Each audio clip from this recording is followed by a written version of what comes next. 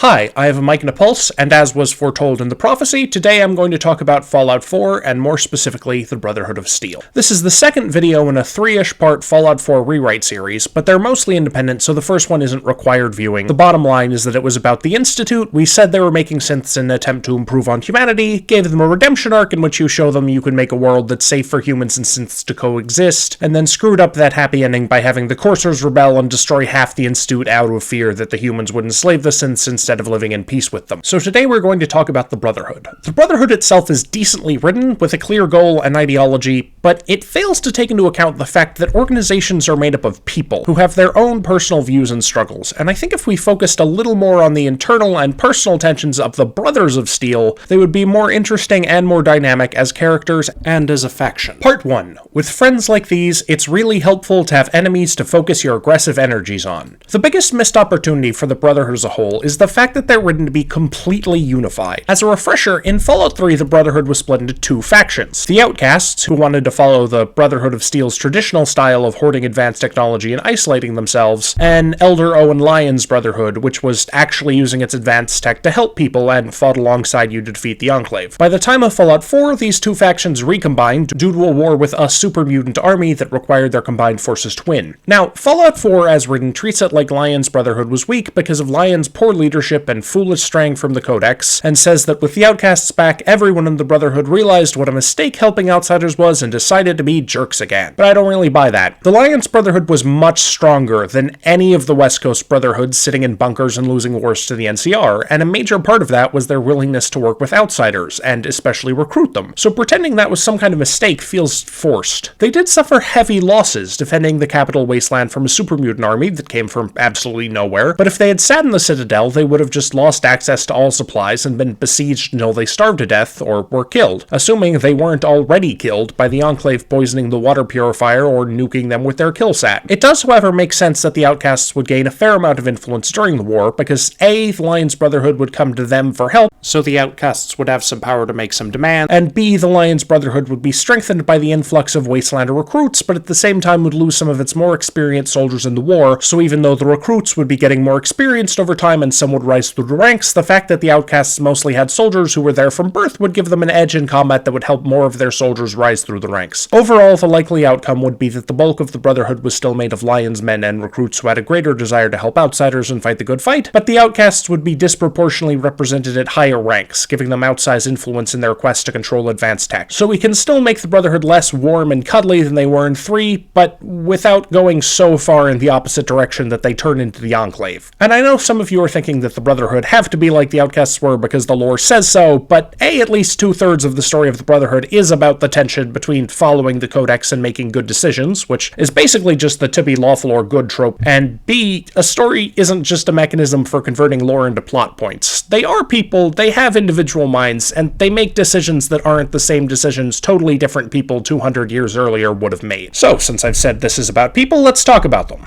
Part 2. Heavy is the head that runs the blimp. The Brotherhood only really has 4 major characters: Maxon, Dance, Ingram, and Kells, and the most central of these is Maxon, so we'll start with him. The game treats Maxon as the absolute perfect Brotherhood soldier. He's a skilled commander, an unparalleled fighter, utterly dedicated to the cause and completely fearless. He has serious flaws, largely due to his goal of eradicating the synth, but those flaws are the flaws of the Brotherhood, and not his own personal weaknesses. But what do we really know about him? We know that he's 20 years old, that he's hundreds of miles from home, that he's fighting an enemy he knows almost nothing about, that the lives of hundreds of his men ride on his every decision, and that he is the only surviving descendant of the founder of the Brotherhood. This adds up to an enormous amount of pressure that the base game makes very little attempt to convey. In fact, I would like to add a little more pressure by saying that instead of being Elder Maxon, he's only Sentinel Maxon, with Sarah Lyons in charge at the capital, and this expedition has placed far more men under his command than ever before, with the addition of the internal politics meaning that not all of those men get along, and many of his officers are trying to sway his views while he's just trying to live up to the ideals of a Brotherhood that can't even decide what its ideals are. And some of you may be thinking that I'm taking a cool, badass character and making him into a neurotic wimp, but that's not really true, because a character who carries massive burdens and doesn't break under them is far stronger and more interesting than someone who has no burdens at all. If Atlas didn't have to hold up the sky, he would just be a muscly guy with his arms above his head. The burden is is what makes Atlas Atlas, and acknowledging Maxon's burden would make him more heroic when he succeeds and more tragic when he fails. As mentioned before, his views would be heavily influenced by the other Brotherhood officers he turns to for advice, mostly Dance, Kels, and Ingram, since they're the three other Brotherhood members with a decent amount of screen time. We get almost no background from Kels except that he was in the Brotherhood as a child, and he strikes me as a former outcast, very dedicated to the Brotherhood's views, not particularly charitable, but good at his job. He looks at things from the air, seeing the big picture, not all the people on the ground. He'd be telling Maxon to focus on the Brotherhood and not waste time or risk lives on outsiders. Ingram doesn't seem that political. She lost both her legs fighting mutants and still wants to get back into the field, so we know she's both tough and dedicated to the cause, which for her probably involves a combination of smiting evil and confiscating tech, since the mutants had a Fat Man and mini nukes, so she would probably be happier if any weapons that powerful were safely under Brotherhood control, and any sufficiently advanced technology is indistinguishable from a really big gun. As chief engineer, she might be concerned about just running out of stuff if the Brotherhood keeps overextending itself, but she's not going to make everyone stop doing things just to make her job easier. Her main vice story-wise is that as someone whose job teaches them that every machine will always break down at some point, she would not trust synths, because even as sophisticated as they are, they will break down someday, and she doesn't know what happens when they do. Dance is an odd case, because in-game he very much has the Brotherhood issue, take the tech, protect people from themselves mentality, but his actual backstory is, well, it's somewhat confused by the fact that he's an escaped synth with some false memories, but at some point he lived in Rivet City as a scrap merchant before volunteering to join Lion's Brotherhood, so based on his backstory, he should probably be one of the more outsider-friendly paladins, which is also why he would recruit you so easily, but his backstory also involves his best friend being forcibly turned into a super mutant, giving him a deep and abiding hatred of mutants that could easily branch out into synths, since there are some similarities, and the possibility that someone could be kidnapped and have their face and memory stolen and used to hurt the ones they love would strike him as damn near the worst crime in the entire world. So, heroic but anti-synth makes the most sense. I think it's also important that Dance and Maxon be fairly close, with Maxon having looked up to Dance as a shining example of what a Brotherhood soldier should be for much of his teenage years, and taking his advice very seriously. Dance is also important because his team are the only ones who have any experience dealing with Commonwealth, and that's something that should be played up. The rest of the Brotherhood is here because he brought them here. In-game Maxon shows up, gives a big speech about what synths are and why they're evil and have to be destroyed, and then gets right to it. And I think it would be more interesting if they were as completely in the dark about the Institute as everyone else. They know they made the mutants, and the Brotherhood hates mutants, so they will go to great efforts to stop people from making more, but they don't know anything about synths other than what they've heard rumors about. Their goals initially wouldn't be to just wage an extermination war against synths, it would be to figure out what was going on and what the Institute really was. On top of making more synth, I think the change would also make it a bit easier to side with them, since there wouldn't be a big honking genocide-shaped red flag being waved at you the second you met Maxon, especially since if you've got an Act 2, then you've met Nick Valentine, who is one of the most morally upstanding and instantly likable characters in the entire franchise, so there's no real valid reason for you to hate all synths. This way they only realize that synths are meant to replace humanity and decide they should be destroyed after you infiltrate the Institute, so you've got all of Act 2 to make friends with them while they seem mostly nice. Part 3. A synth in my paramilitary organization? The answer may shock you. So, the Brotherhood has a lot of plot moments, like taking Fort Strong, rebuilding Prime, and fighting the Institute. But the biggest story moment, by far, is when it's revealed that Paladin Dance is a synth, and you're asked to hunt him down. Now, the game basically treats it like this. Some Institute files out Dance as a synth, so he runs to his bunker and thinks about killing himself because he's ashamed of what he is, and then once you've talked him down, Maxon shows up and also wants to kill him because synths don't match up with his traditional values, and then you talk him down too, and Maxon tells Dance that no synth is welcome in his paramilitary organization and kicks him out, and then Dance gets a new suit of power armor and sleeps over at your settlement while he finds himself. While this is a touching story of one synth's coming of age that speaks to the hypothetical souls of artificial humanoids everywhere, it lacks both moral ambiguity and choices/consequences other than Dance leaving the Brotherhood or Dance dying, and I think we can make it a lot more interesting if we played up one simple fact.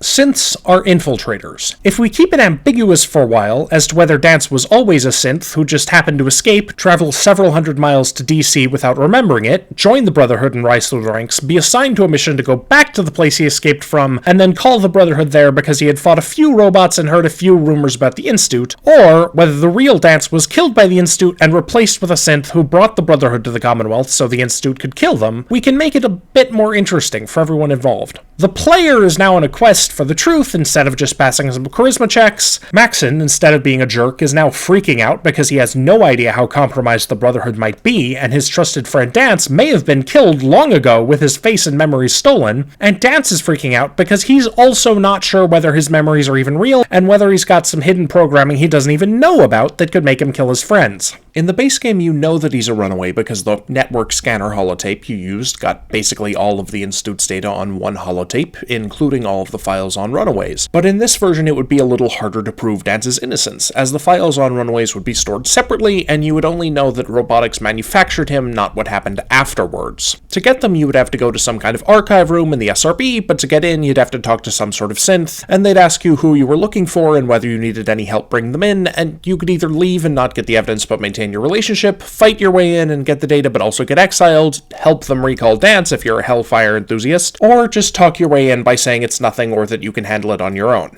So if you don't get the tape, things play out kind of like in the normal game, but worse. Dance, you can calm down, but Maxon will not listen to you if you don't have proof, because you're just going off your gut instinct that Dance isn't an infiltrator, and he can't accept that as an argument, because again, he has a massive amount of responsibility, and risking the lives of hundreds of his men because of your gut instinct is not happening. So Dance accepts that he should be killed, and Maxon shoots him, and he feels really weird and conflicted about it because he's not sure whether Dance is being a loyal soldier to the end, or making some last-ditch attempt to manipulate him. But he does it because he can't risk not doing it, and he tells you to report back to the Pridwin for further orders, and he leaves. If you do have the tape, things go differently. Everything through getting Dance to leave the bunker is normal, but as soon as Maxon shows up, the three of you get attacked by a squad of synths and coursers, because when you went to the archives, the system logged your search and the SRB figured out what you were doing, so they sent a team to see if you were actually recalling Dance or whether you were betraying them, and since it's the latter, the team attacks you, and you and Maxon fight them off while Dance gets back to the bunker, because if they say his codes, then he's a liability and not an asset. Maxon is briefly fairly certain that Dance set up the ambush and betrayed you, but if you play the tape for him, he'll quickly accept that Dance is the real Dance and calm down, and then you'll have to work through some issues, like how Dance could not know he was a synth, and what to do with Dance now, since the recall code issue is still real. But since everyone has calmed down a little, you come up with the solution of just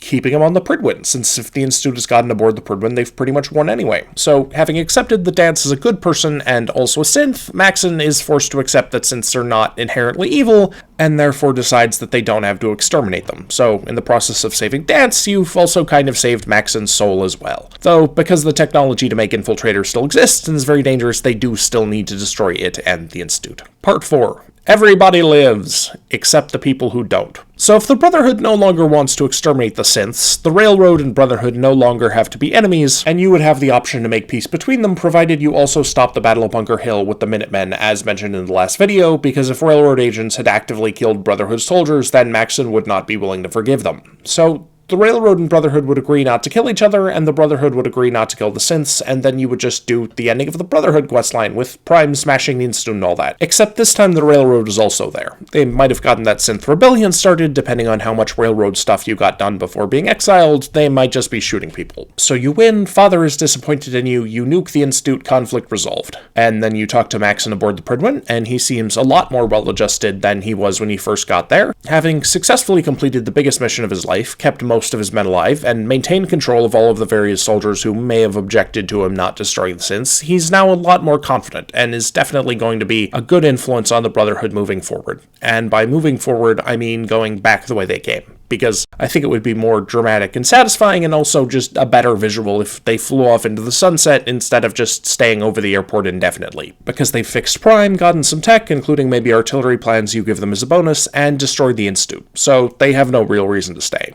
But they are going to leave a small team behind to keep an eye on things, led by now Star Paladin Dance, who is free again because without the Institute there's not much risk of him being recalled, and it would create more tension to keep him aboard than it would to just keep him overseeing the Commonwealth, with maybe a vertebrate or two left behind in case you need a ride. That's mostly it. Time for a lightning round! 1. You still don't need training to use power armor, but you do need training to repair power armor. That way you can still have the fun beginning fight with the Deathclaw at full power, but you can't use your power armor sustainably until you get repair training from either proctoring them when you get to the Pridwin, or the Atom Cats, because they don't have enough to do in the plot. 2. Deathclaws, especially in the Glowing Sea, come in packs. That way there's still room to escalate from fighting a Deathclaw at the beginning of the game. 3. Miniguns are stronger, so that vertibirds are more powerful, but you get less ammo for the first fight. Also, advanced vertibirds at higher levels have Gatling lasers instead of miniguns to stay viable. Vertibirds also have more armor because they're cartoonishly fragile. 5. T-51 power armor is back to being the best pre-war power armor, and T-60 was developed by the Brotherhood, and they use a combination of all power armors, including Exo-1 stolen from the Enclave. 6. Ingram and Maxon wear actual armor in combat. That's all. Next time talking about the DLC.